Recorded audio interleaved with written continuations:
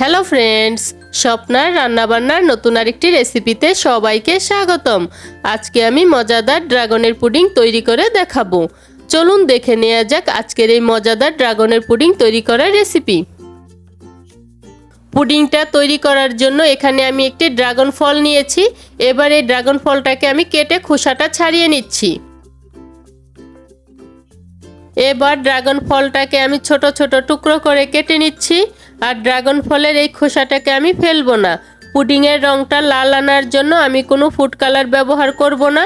ড্রাগনের খোসাটা দিয়ে আমি লাল রঙটা নিয়ে আসব।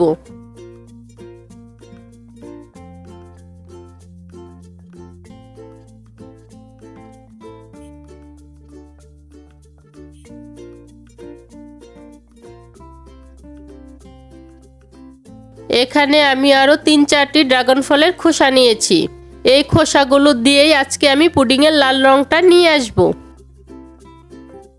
এবার প্যানে 3 কাপ জল ও ড্রাগন ফলের খোসা দিয়ে এটাকে আমি 10 মিনিট মিডিয়াম আঁচে জাল করে নিচ্ছি।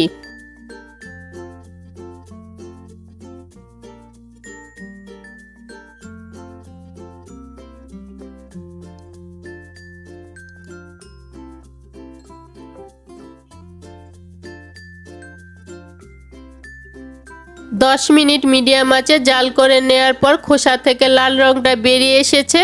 এবার ছাঁকনির সাহায্যে খোসাগুলোকে আমি তুলে নিচ্ছি।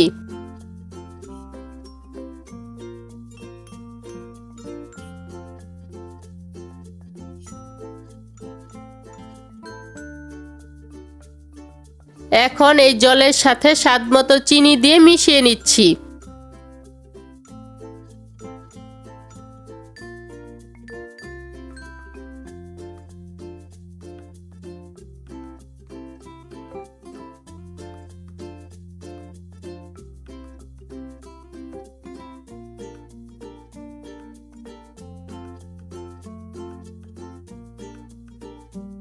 চিনি দিয়ে মিশিয়ে নেওয়ার পর এখানে আমি 1 চা চামচ আগার আগার পাউডার ঠান্ডা জল দিয়ে গুলে নিয়েছি। এখন এই মিশ্রণটা এই জলের মধ্যে দিয়ে ভালো করে মিশিয়ে নিচ্ছি।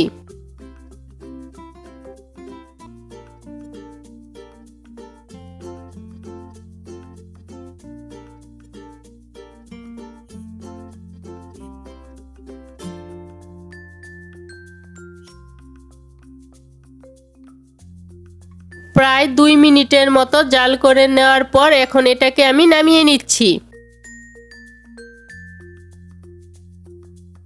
এখন যেই পাত্রের মধ্যে পুডিংটা আমি তৈরি করব সেই পাত্রের মধ্যে ড্রাগন ফলের টুকরোগুলো নিয়ে নিয়েছি। এবার এর উপর একটি ছাঁকনি রেখে জাল করে নেওয়া জলটা ছেঁকে নিচ্ছি।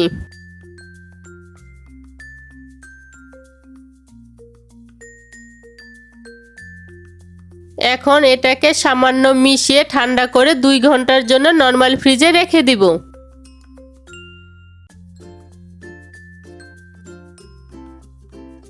দুই ঘন্টা ফ্রিজে রাখার পর পুডিংটা সম্পূর্ণ জমে গিয়েছে। এখন এটাকে আমি বের করে নিচ্ছি।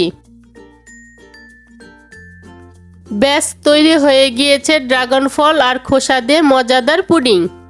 এবার পুডিংটা কেটে শেয়ার করছি ভিতরটা কেমন হয়েছে। আজকের এই মজাদার ড্রাগন ফলের পুডিংয়ের রেসিপিটি যদি ভালো লেগে থাকে তাহলে স্বপ্নার রান্নাবান্না চ্যানেলটি সাবস্ক্রাইব করে পাশে থাকা বেল আইকনে প্রেস করতে ভুলবেন না।